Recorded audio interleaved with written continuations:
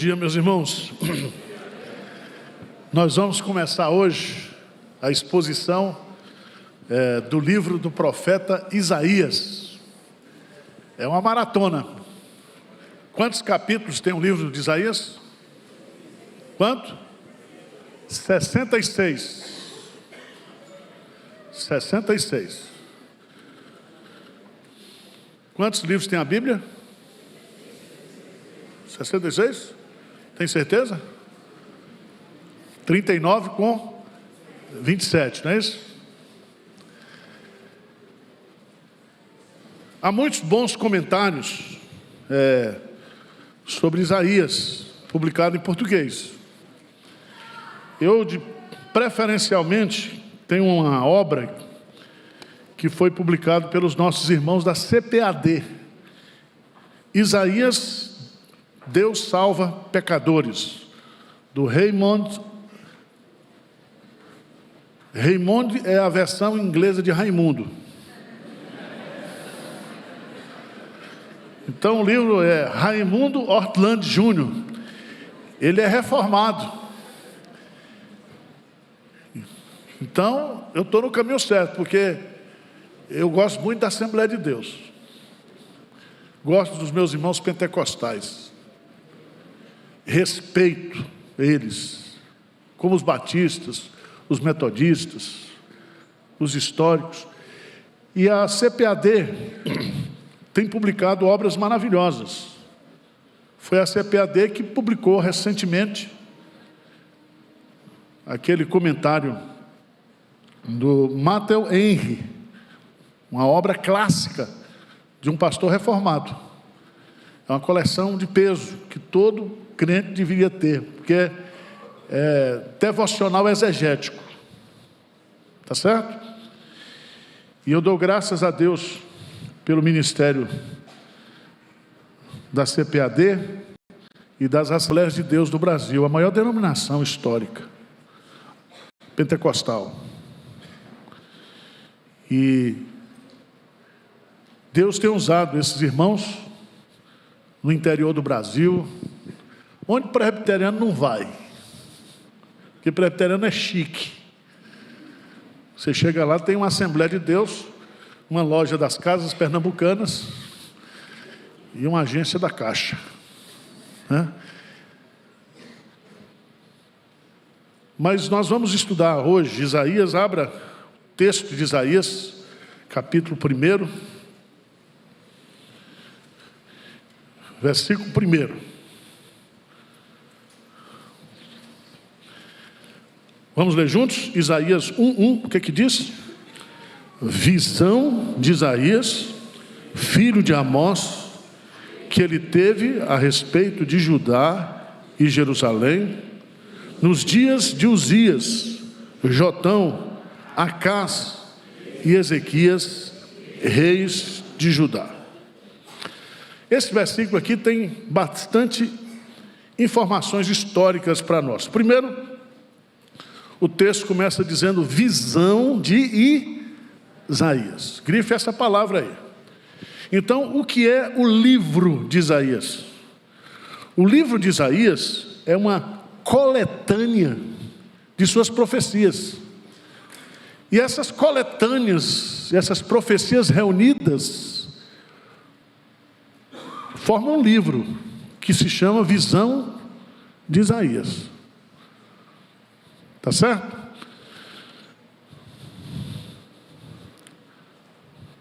Abra a sua Bíblia, por favor, lá em Deuteronômio, capítulo 18.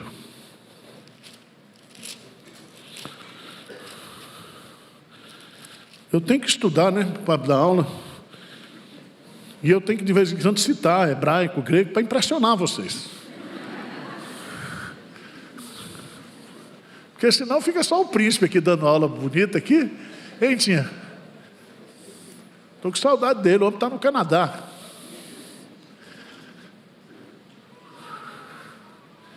Veja, por favor.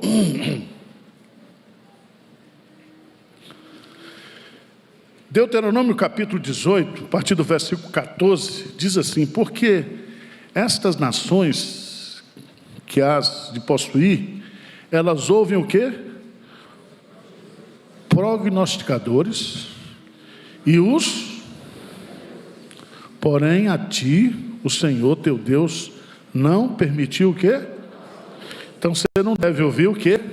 Nem prognosticador, nem o quê? Adivinhador. Por quê? O Senhor teu Deus te suscitará um profeta no meio de ti, de teus irmãos, semelhante a mim, e a ele o quê? Ouvirás. Esse profeta aqui é Jesus. Mas ele diz, semelhante a mim. Moisés, ele é um profeta de Deus. Qual é o papel, o ministério do profeta no Antigo Testamento? O profeta foi dado justamente no contexto da aliança de Deus com o povo de Israel. Todas as vezes que Deus quisera comunicar com o seu povo, ele usava o que? Os profetas. Os profetas, eles não avaliavam somente o presente. O profeta não somente chamava o povo à responsabilidade, o compromisso do povo com a aliança, a antiga aliança, da aliança com Israel. Mas o profeta também profetizava acerca do futuro, de coisas que iriam acontecer. Estão entendendo ou não? Então, o profeta era a boca de Deus, a palavra profeta, boca de Deus, para o presente e para o futuro. Diz aí, se você observar, versículo 18, para a gente entender o conceito de profeta. O que é que diz aí? Suscitar-lhes-ei, Deuteronômio 18. O que é que diz? Um profeta no meio de seus irmãos, semelhante a ti, em cuja boca porei o quê? E lhes falará tudo o que eu o quê? lhe ordenar. Preste atenção. O profeta é o que? A boca de Deus. E o profeta tem que falar aquilo que Deus o quê? Falou, ordenou. Vamos para Jeremias. Jeremias capítulo 23. Porque tem o profeta fake.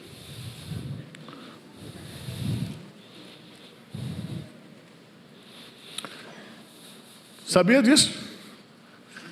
Falso profeta. E hoje está assim, dando profetada. E os crentes seguindo esses profetas. Vamos ver. Jeremias 23. A partir do versículo 16, veja o que o Senhor diz. Assim diz o Senhor dos Exércitos: não deis ouvidos às palavras dos profetas que entre vós o quê? E vos enchem de vãs o quê? Falam as visões do seu? Não, o que vem o quê? Da boca do Senhor. Dizem continuamente aos que me desprezam: o Senhor disse, paz tereis. E a qualquer que anda segundo a dureza do seu coração, diz: não virá sobre vós o quê? Veja a quantidade de pastor de igreja. Não, pecar não tem problema não, pode pecar à vontade. Isso é falso profeta. Porque o profeta verdadeiro vai dizer: quando você pecar, arrependa-se. O profeta verdadeiro não vai encher você de vãs o quê? Esperanças. O profeta vai chamar você a responsabilidade que você tem de compromisso com Deus e mostrar também que Deus tem um compromisso de abençoar você.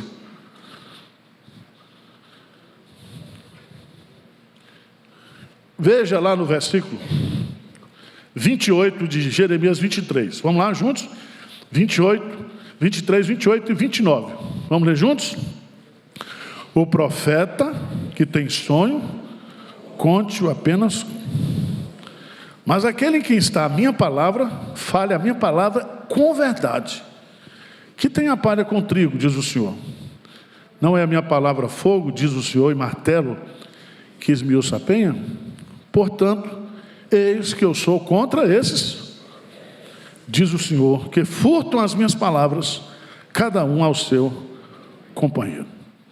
Eis que eu sou contra esses profetas, diz o Senhor, que pregam a sua própria palavra e afirma: Deus disse isso. Cuidado com esse cara dizendo: ah, Deus está me dizendo. Sai fora. Porque agora nós temos o que? A palavra.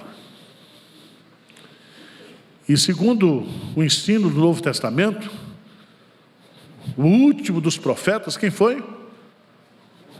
João Batista. Como é que foi que ele morreu? Decapitado. Então cuidado com esse negócio de ser profeta, que é muito perigoso. Todo mundo queria ser sacerdote, mas profeta não. Profeta é profissão de risco. Profeta no Antigo Testamento não tinha sustento, não tinha proteção, não tinha nada. O sacerdote não, tinha um dízimo lá do tabernáculo, comia churrasco todo dia. Não é assim? Os levitas tinham sustento. Profeta não. Profeta só apanhava.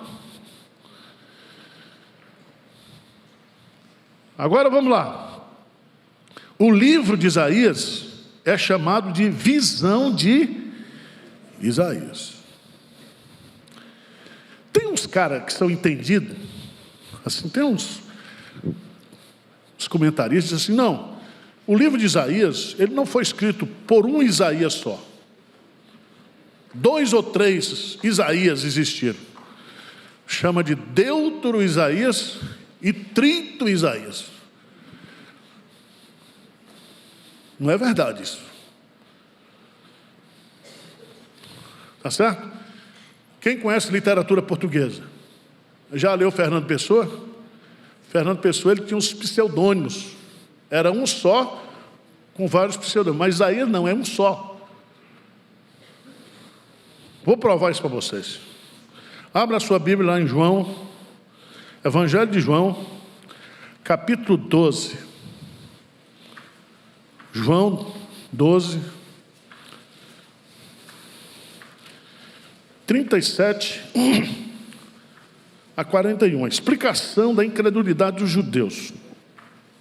Diz assim: e embora tivesse feito tantos sinais na sua presença, não creram nele. Versículo 38, lê comigo. Para se cumprir a palavra do profeta Isaías, que diz: Senhor, quem creu em nossa pregação e a quem foi revelado o braço do Senhor? Para aí. Esse versículo aqui está lá no início de Isaías, capítulo quê? 53. O capítulo 53, confere aí. Isaías 53 começa justamente com essa palavra.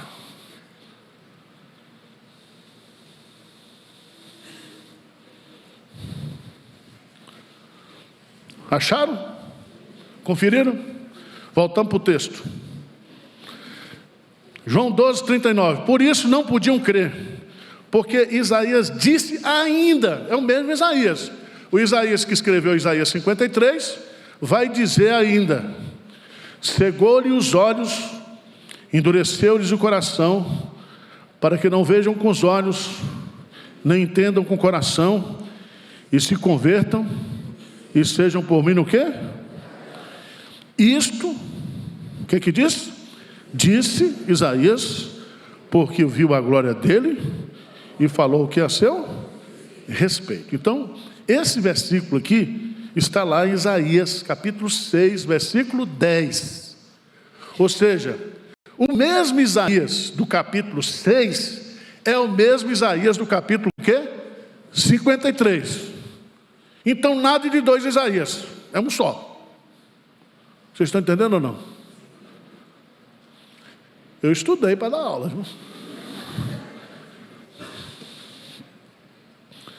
Isaías, ele é citado 65 vezes no Novo Testamento.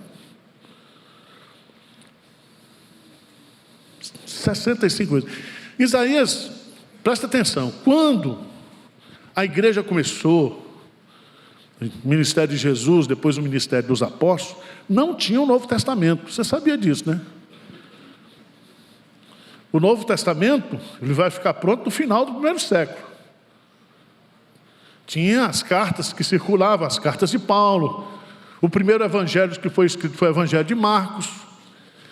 Mateus e Lucas pegam o texto de Marcos, escreve o seu evangelho, e no final do primeiro século, João, o apóstolo, que escreveu o Apocalipse, que escreveu as 3 cartas, escreve também o evangelho de João.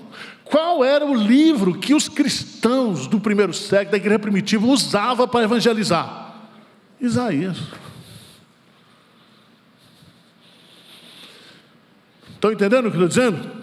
Então, por isso que os comentaristas, eles chamam Isaías de o Evangelho do Antigo Testamento. O nome Isaías significa o Senhor é salvação. A mensagem que nós poderíamos resumir todo o conteúdo do Evangelho, ou todo o conteúdo do livro, os 66 capítulos, é que Deus salva pecadores, que a salvação vem do Senhor. É interessante porque Isaías, no capítulo 12, versículo 3, ele fala da fonte da salvação. Isaías 26, muro da salvação. Isaías 25, 9, alegria da salvação. 49, 8, dia da salvação. 61, 10, roupa da salvação. 45, 17, eterna salvação. 52, 7, proclamação da salvação. 62, 1, tocha da salvação. Em Isaías, você vai encontrar praticamente quase todas as profecias do Antigo Testamento acerca da pessoa de Jesus. Depois nós vamos fazer um estudo só sobre Jesus em Isaías, tá certo? Agora, diz assim, visão. Vamos voltar para o capítulo 1? Se você fosse um jornalista, aqueles 4 Ws, né? Primeiro, o quê? O livro, visão de Isaías. Quem era Isaías? Quem era essa figura? Diz aí que ele é filho de Amós, aqui da esquina, aquele verdureiro. Já ouviu falar? Isaías, filho de Amós. Podia ajudar a gente, né?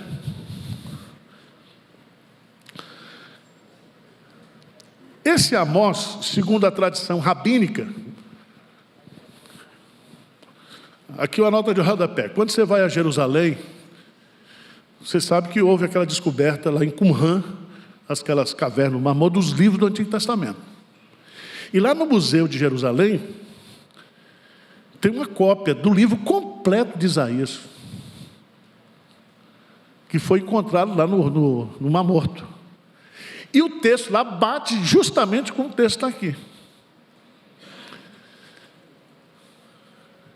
Esse Isaías, esse tal de Amós, filho de Amós, dizem os tradutores, os comentaristas, que esse Amós aqui era irmão do rei Amazias.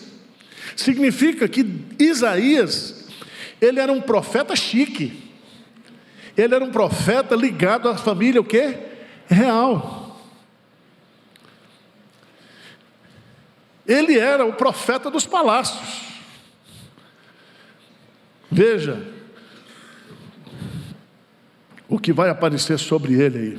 Filho de Amós. Veja, o seu ministério foi longo.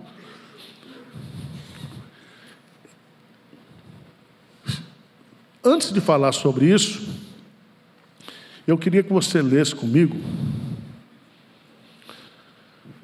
2 textos bíblicos.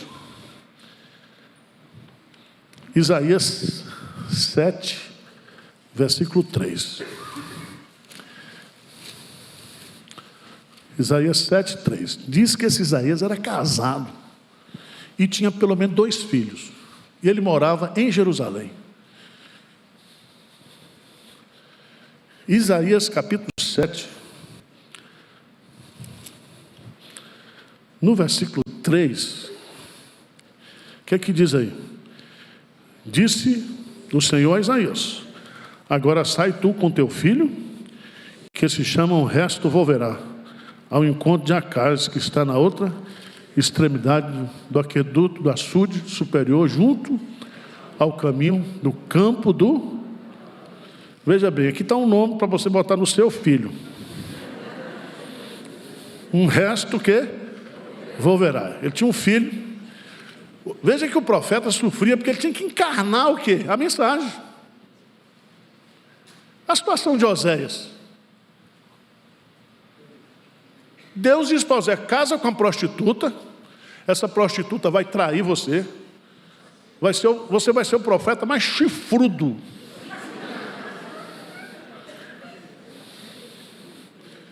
Lê lá. Ele encarnou a mensagem para Deus dizer: é isso que vocês estão fazendo o quê? Comigo. Aí ele chama o profeta Oséias. O profeta Oséias vai lá no prostíbulo, tira a mulher de lá, perdoa a mulher e diz: é isso que eu estou fazendo com vocês. Agora no capítulo 8, Isaías capítulo 8, versículo 3. Vamos ler juntos? 8:3. Fui ter com a profetisa. Ela concebeu e deu à luz um filho. Então me disse o Senhor: põe-lhe o nome de rápido despojo, presa segura. Já pensou esse menino chegando na escola? Mas aqui aparece outro detalhe, que ele era casado com uma profetisa. Eu não sei se ele teve outros filhos, mas esses 2 estão registrados aqui. O profeta teve esses 2 filhos. No versículo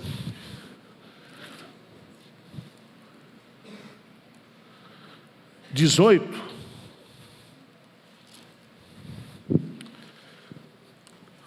Isaías 8:18, o que é que diz? Eis-me aqui e os filhos que o Senhor me deu, para sinais e para maravilhas em Israel, da parte do Senhor dos exércitos, que habita o quê?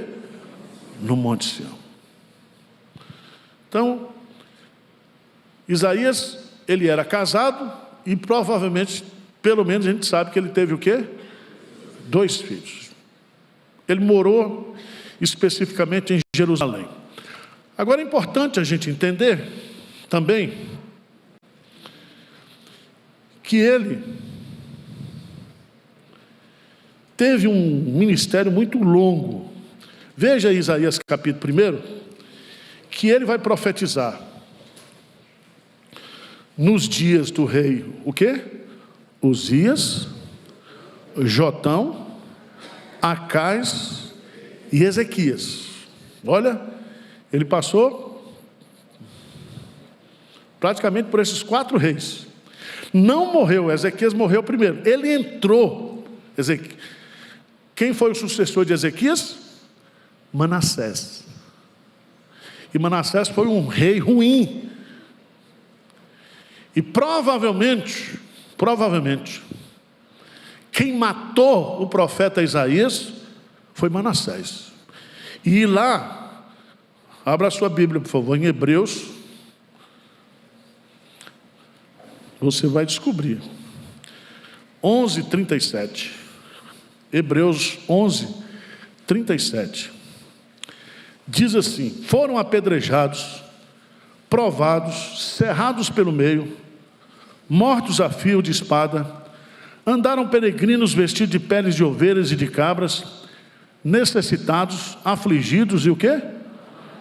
Essa é a vida do profeta.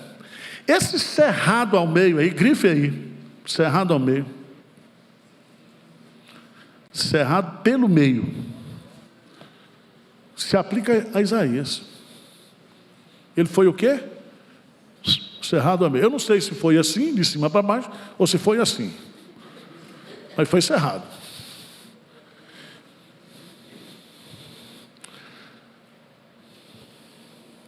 Agora, Isaías, ele é um dos profetas mais preparados do ponto de vista da literatura. Tem algumas características, depois eu vou dar para você, mas não existe nenhum profeta que tenha uma habilidade literária. O texto dele é riquíssimo em figuras. Depois nós vamos estudar algumas. Então ele era um profeta, ele diz assim, que tinha uma boa formação intelectual. Não era um profeta comum, era um profeta preparado literariamente. O texto dele é muito bom.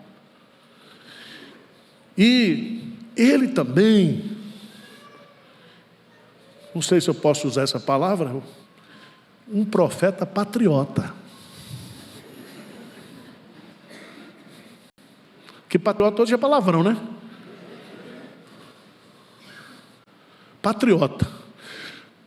Não existe um profeta que se identificava tanto com o povo como Isaías. Ele usa a expressão meu povo 27 vezes no seu texto.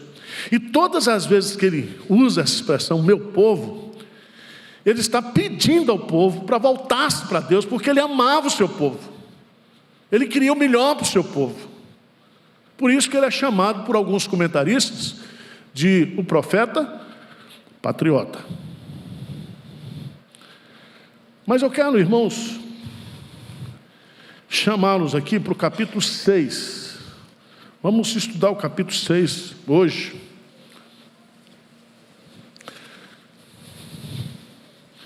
Como é que o livro de Isaías está dividido? Duas partes. Pode colocar aí nos seus apontamentos. De 1 a 39, do capítulo 1 até o capítulo 39, são profecias que falam de condenação, juízo de Deus. Mostra o pecado do povo. No meio dessas profecias, tem as profecias da esperança acerca da pessoa de Cristo. Mas, praticamente, do capítulo 1 até o capítulo 39, de 1 a 11, o juízo de Deus sobre Judá, de 12 a 23, sobre os povos, de 24 a 35, juízo de Deus sobre os dois reinos, capítulo 36, 37, 38, vai falar do ministério de Isaías com o rei Ezequias. Mas a partir do capítulo 40 até o capítulo 66, você tem consolação. Se de 1 a 39 você tem condenação, do capítulo 40 até o capítulo 66 você tem o quê? Consolação. Como é que começa o capítulo 40? Veja lá. O que diz lá? Primeiro versículo do capítulo 40. Consolai o meu povo, diz o vosso Deus. Aí Isaías e os judeus, eles entendem que essa segunda parte de Isaías é uma espécie de manual de consolo. E depois nós vamos estudar. Calma. Primeiro ele vai falar sobre a pessoa de Deus. Até o capítulo 47, 48, 40, vai falar sobre Deus. Depois ele vai falar sobre o servo sofredor, que é Jesus Cristo. E depois do capítulo 59 vai falar sobre o consolo do Espírito Santo. Ele vai usar as três pessoas da Trindade. O povo judeu usa essa segunda parte de Isaías como um manual de encorajamento para o povo na história. Alguns rabinos dizem que isso aqui é de fato um manual de consolo. Infelizmente, porque eles não entendem que o capítulo 40 começa justamente apontando para a figura de Isaías e também para a figura de Jesus Cristo. Capítulo 40 diz: consolai o meu povo, diz o vosso Deus, falai ao coração de Jerusalém, bradai-lhe, já é vindo o tempo da sua milícia, que a sua iniquidade está perdoada e que já recebeu em dobro das mãos do Senhor por todos os seus pecados. Veja aqui, Isaías falando sobre João Batista: voz do que clama no preparai o caminho do Senhor, endireitai o ermo, vereda nosso Deus, todo vale será aterrado e nivelado, todos os montes e outeiros, o que é tortuoso será retificado, os lugares escabrosos aplanados. A glória do Senhor se manifestará e toda a carne haverá, pois a boca do Senhor o disse. Essa glória do Senhor, quem foi que manifestou essa glória? Jesus Cristo. Jesus Cristo. E é tão bonito que o versículo 11 de Isaías 40 diz: como pastor apacentará o seu rebanho, entre os seus braços recolherá os cordeirinhos e os levará no seio. As que amamentam, ele guiará o quê? Mansamente. O bom pastor vai vir, o bom pastor virá, e esse bom pastor quem é? Jesus Cristo. O judeu lê e não entende, dá vontade de abrir a cabeça do judeu com machado, mas não pode.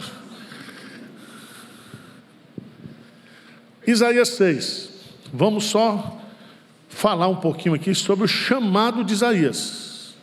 Esse é um texto muito pregado, muito conhecido.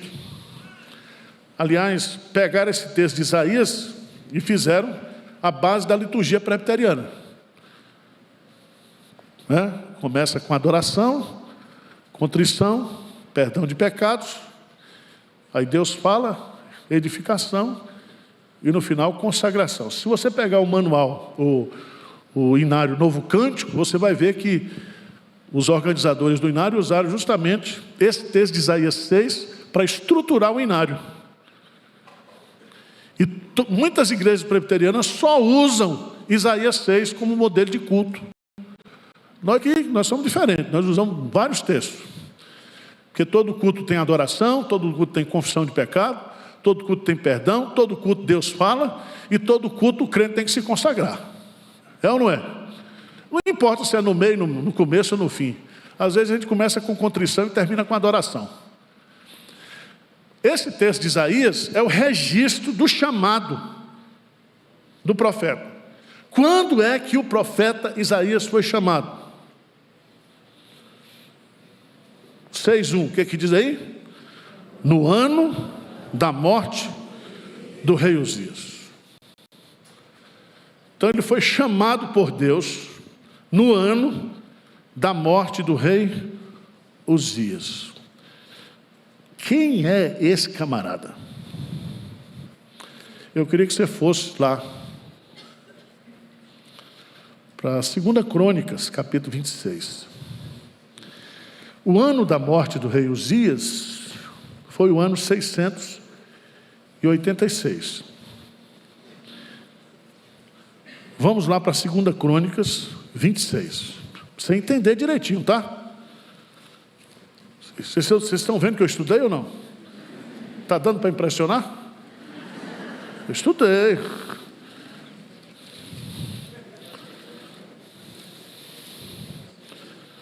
Aqueles que se afadigam na palavra. Todo o povo de Judá, 2 Crônica 26, todo o povo de Judá tomou a Uzias, que era de 16 anos, e constituiu rei em lugar de Amazias, o quê? Seu pai.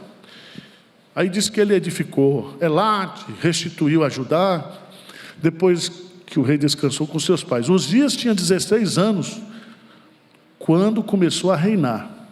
Quantos anos ele reinou? 52 anos reinou, hein? E era o nome da sua mãe, Jecolias, de Jerusalém. Ele fez o que era reto perante o Senhor, segundo tudo que fizera Amazias, o quê? Seu pai. Ele começou bem. Deus abençoou esse homem. Depois você lê. Ele foi muito abençoado. Só que no final, ele foi tomado pela soberba. E ele então, como rei, ele queria ser sacerdote também. E eram funções o quê? Diferentes. Cada um no seu quadrado. Lembra que Saul também deu uma de sacerdote? Foi repreendido pelo profeta Samuel? Porque ele era rei. E o rei cuida lá do palácio. Quem cuida do tabernáculo, quem é? O sacerdote. E o profeta apanha.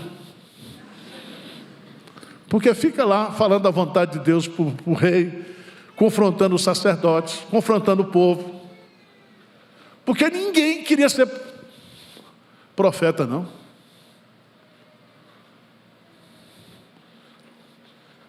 Agora veja, por favor, que no final da vida, versículo 16 de 2 Crônicas, mas havendo já se fortificado, 2 Crônicas 26, 16, achou aí? Lê comigo. Mas, havendo-se já fortificado, exaltou-se o seu coração para sua própria o quê? E cometeu transgressões contra o Senhor seu Deus, porque entrou no templo do Senhor para queimar incenso no altar. Quem é que queima altar no incenso? Sacerdote. O rei achou que ele era o cara. O que Deus fez? Mandou uma lepra. E ele morreu.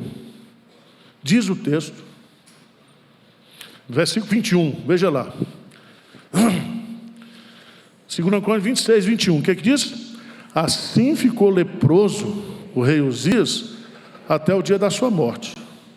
E morou, por ser leproso, numa casa separada, que foi excluído da casa do Senhor. Jotão, seu filho, tinha a seu cargo a casa do rei, julgando o povo da terra. Diz o texto, descansou, versículo 23, Uzias com seus pais. E com seus pais o sepultaram no campo do sepulcro, que era dos reis. Porque disseram, ele é leproso. E Jotão, seu filho, reinou em quê? Em seu lugar. Qual a lição que a gente aprende aqui? É muito importante você começar bem.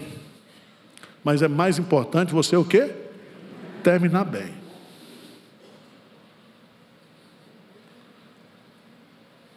Tem muito líder que começa bem, mas depois a soberba tomou conta do seu coração. Vocês já viram isso? Eu já vi. Já vi. Já vi no ministério, já vi em famílias da igreja. Começa muito bem, Deus começa a abençoar, e aí o quê?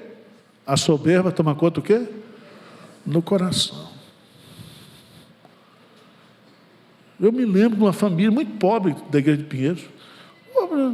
Aí a menina passou em medicina. Aí um dia essa menina chega para mim e diz, pastor Arival, essa igreja não é mais para mim, não. Eu falei, por que, minha tontinha? Não, porque agora eu sou aluna da medicina, da USP. Porque médico é assim. Quando ele começa o curso, ele pensa que é Deus. Quando ele termina, ele tem consciência que é mesmo. Aí a igreja não serve. Só tem xarope aqui, a começar do pastor. Entendeu como é que é o negócio? Tem gente assim, servir na vida. Jogador de futebol, artista. Começa bem, termina o quê? Mal. Então, esse tempo, no ano que morreu o rei Uzias, o trono de Israel estava o quê? Desocupado. Esse Jotão aqui era muito fraco, porque o pai foi um líder extraordinário. Havia fome, havia desespero, havia desesperança. E aí, Isaías vai ao templo. E aqui nós vamos observar as visões que Isaías teve no templo. Primeiro, vamos ler juntos o versículo 1. No ano da morte do rei Uzias, Eu vi o Senhor assentado sobre um alto, e as abas de suas vestes, o quê?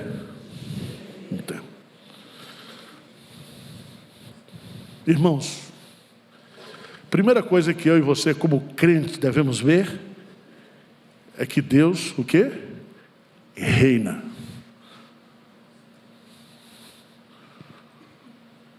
O trono de Israel está desocupado ou ocupado de uma forma ainda que o pai não tinha morrido. Mas quando ele entra no templo, ele diz: quem reina não é Uzias, quem reina é o Senhor. Diz amém aí. Amém. Esses dias que a gente está vivendo, mataram, você viu que mataram o opositor do Putin, né? Eu quero ficar de bem com esse Putin até morrer. Mata tudo, mata, explode avião, envenena. Eu estou com ele até morrer. Vou até ligar para ele. Morreu o opositor. E tem uns caras hoje que estão governando que eles se acham dono do mundo. Eles acham que eles reinam mesmo. E eles falam no governo mundial. Mas eu e você que estamos na obra de Deus, nós que somos crentes, nós precisamos olhar para o céu e ver que quem reina é Deus. Ele é que está sentado no trono. Amém? Ele é que está sentado no trono. Dá um pulinho, por favor, em Daniel, capítulo 2.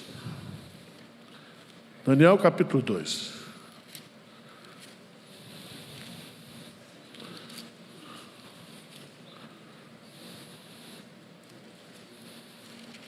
Você sabe que Nabucodonosor foi um grande rei.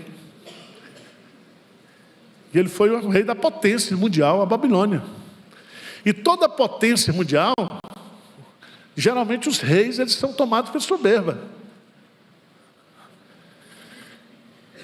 E você sabe que ele teve um sonho. Quem interpretou esse sonho foi justamente Daniel. E eu queria que você lesse comigo Daniel 2, 20 a 21. Vamos ler juntos? Daniel 2, 20 e 21.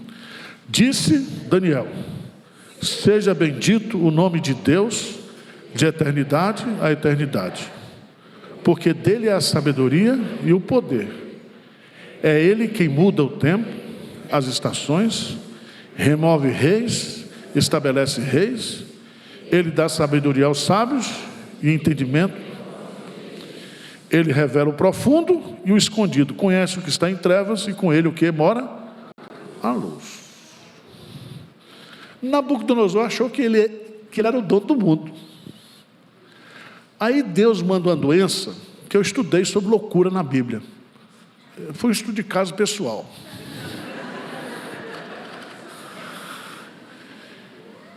Ele foi acometido de um transtorno mental que a psiquiatria chama de transtorno do lobisomem. Lembra da novela Saramandaia? Que à meia-noite o professor virava lobisomem? O cara virou lobisomem. Cresceu o pelo dele, e ele foi morar com um bicho, comer mato. Maior potência do mundo. O cara achando que ele era maior do que Deus. Vocês estão entendendo o que eu estou dizendo? Isaías, quando ele entra no templo, a primeira coisa que ele vê é Deus sentado no trono. Louvado seja Deus por isso. A mesma coisa de João quando entra no céu. Capítulo 4. Uma abertura no céu, João entra. Quando ele entra, ele vê o quê? A sala do trono. E ele vê Deus assentado. E à direita de Deus ele vê quem? O Cordeiro. E esse Cordeiro tinha um livro da história em suas mãos. Então sossega seu coração. Tá certo? Ele viu Deus reinando, ele viu a santidade de Deus. Versículo 3: serafins estavam por cima dele, cada um tinha 6 asas, com 2 cobriu o rosto, com 2 cobriu os pés, e com 2 o quê? Voava. O que significa isso? Reverência. Depois você estuda esse texto para você ver. O texto é claro. Serafins estavam por cima dele, cada um tinha 6 asas, 2 cobriu o rosto, 2 cobriu os pés, e com 2 o quê? Voavam. E clamavam uns para os outros, dizendo: santo, santo, santo é o Senhor dos exércitos, toda a terra está cheia o quê? Da sua glória. Ele vê Deus reinando, ele vê a santidade de Deus, porque não tem um superlativo no hebraico. Quando repete santo, santo, santo, é para dizer santíssimo, muito santo. Diz o texto que ele era adorado com reverência exponencial.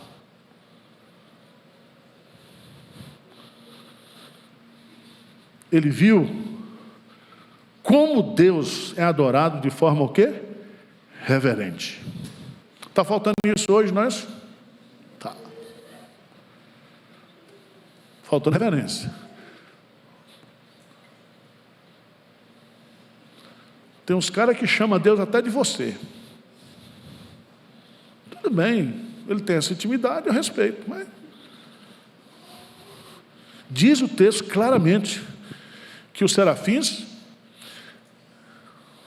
tinham as asas, cobriu o rosto, cobriu os pés, e com 2 o quê? Voavam. Reverência, santidade diante desse Deus glorioso. Ele viu também uma coisa interessante.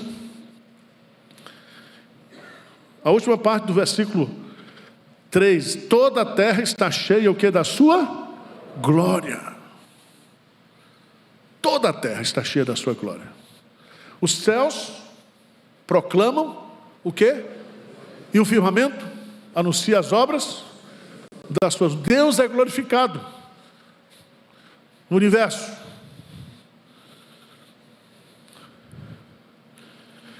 Segundo lugar, versos de 3 a 7, Isaías de 4 a 7. Isaías vê a si mesmo.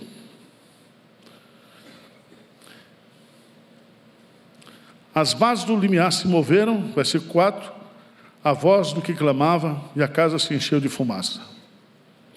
Então disse eu: ai de mim, estou o quê?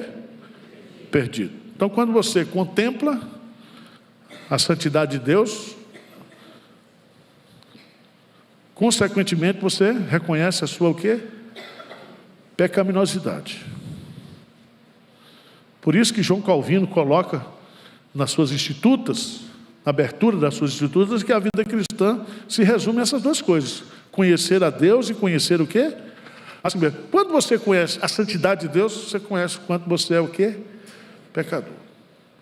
Quando você conhece a majestade de Deus, você reconhece que você é pó. Então, o conhecimento de Deus produz em nós o autoconhecimento. Ele viu o seu pecado e a sua condição diante de Deus. Ele viu também o pecado à sua volta. Ele diz: porque sou homem, versículo 5, sou homem de lábios impuros, habito no meio de um povo o quê? De impuros lábios. E os meus olhos viram o Rei, o Senhor o quê? Dos exércitos. Isso é muito importante, irmãos, a gente olhar para esse texto e observar que o conhecimento de Deus produz conhecimento de nós mesmos. Mas, diz o texto, versículos 6 e 7, vamos ler juntos? Então um dos serafins voou para mim, trazendo na mão uma brasa viva que tirara do altar com um antenaço. Com a brasa tocou o quê? A minha boca, e disse: eis que ela tocou os teus lábios. A tua iniquidade foi tirada e perdoado o quê? teu pecado. Isaías viu, Isaías sentiu, Isaías ouviu o perdão de Deus. Uma pergunta para vocês: por que tocou a boca, não tocou o pé?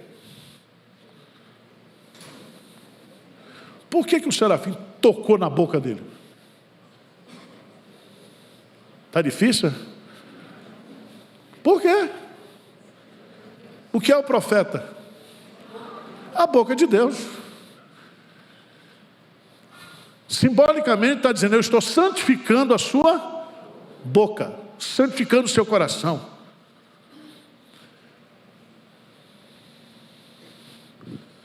Depois, irmãos, diz o texto, versículo 8: depois disto, ele o quê? Então, depois que ele viu, depois que ele ouviu, depois que ele sentiu, ele agora vê de novo. Depois dessa parte introdutória, aí diz o texto que ele ouviu a voz de quem agora? É do serafim? Do querubim? De quem? Do Senhor. Porque o chamado dele não é o anjo que chama, quem chama é o Senhor. E diz o texto aí claramente que ele ouviu a voz do Senhor, que dizia: a quem enviarei, quem há de ir por nós? Disse eu: eis-me aqui, o quê? Envia-me a mim. Aqui então está o chamado do profeta Isaías. Ele foi chamado quando? No ano da morte do rei Uzias. É muito interessante você observar que depois aqui, do versículo 8, ele ouve, eis-me aqui, então, do versículo 9 até o versículo 13, ele vai ouvir e vai obedecer a Deus. E Deus vai definir o que ele vai pregar, a quem ele vai pregar, até quando ele vai pregar, e vai dizer qual vai ser o resultado da sua o quê? Pregação. Quais são as lições que a gente tira? Misericórdia, 10 e 23. 3 lições aqui nesse texto, para nós. Na crise, olhe para quem? Para Deus. Não olhe para a circunstância, não olhe para você mesmo, não olhe para a economia, não olhe para nada. Olhe para Deus. Ele está sentado no trono. Ele é o Rei dos Reis, o Senhor dos Senhores. Segunda aplicação prática: santidade vem antes do serviço. Todo mundo quer servir, mas antes de servir tem que passar pelo processo de santificação. Santificação. Terceira lição: todo chamado tem que ser o quê? Obedecido. Deus falou: a quem irá por nós, né? E ele disse o quê? Eis-me aqui, envia-me a mim. Então, se você tem um chamado de Deus, você não pode o quê? Fugir desse chamado. Porque Deus vai no seu encalço. Lembra de Jonas? Jonas recebeu o chamado de Deus, era profeta já, experiente. Deus disse para ele: Jonas, vai para Nínive. Ele diz: eu não gosto de Nínive. Eu quero que Nínive vá para o inferno. Mas Deus é misericordioso. Deus queria salvar Nínive. O que ele faz? Ele foge para Tarsis. O que Deus faz? Vai atrás dele. Vai atrás dele com tempestade. Vai atrás dele com baleia. Foi assim ou não foi? Crente fugindo do chamado de Deus, não pode. Aí ele vem, passa 3 dias lá na barriga da baleia, Que ele era presbiteriano só ora quando a coisa esquenta mesmo. Aí ele orou. E aí a baleia o quê? Vomitou ele. Aí o capítulo 3 começa, veio, segunda vez a palavra de Deus a Jonas. Aí ele vai. Mas ele não tinha sido quebrantado não, porque ele era meio depressivo, amargurado. Ele não queria que os ninivitas se convertessem. Aí Deus, ele prega um sermão, o pior sermão do mundo. Pior sermão, não existe. Um sermão curto e ruim. Então você tem chance, meu irmão. Ele prega para ninguém se converter. Deus vai e o quê? E converte. Aleluia. Quando eu olho os sermões que eu preguei no início do ministério, eu digo, meu Deus, como é que o Senhor usou isso ainda para abençoar o povo? Porque não depende. O sucesso do ministério não depende do homem, depende de Deus. Deus converteu, ele ficou zangado, ficou deprimido. Mas a lição foi dada, o nosso Deus é missionário. E ele quer a salvação dos pecadores. E ele chama a mim e a você, para a gente fazer a obra dele. E a gente vai estudar Isaías. Lê Isaías essa semana aí, tá? Ou põe no audiobook. E o escuta. Vamos ficar de pé, vamos orar?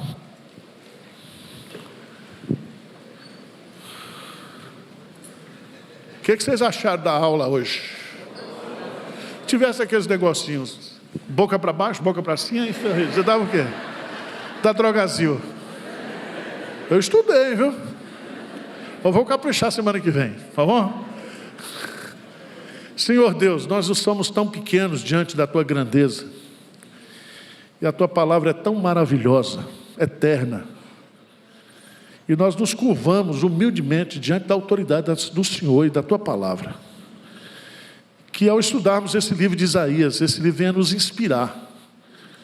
Que nós cresçamos em admiração acerca do Seu amor, acerca da Tua glória, da Tua santidade.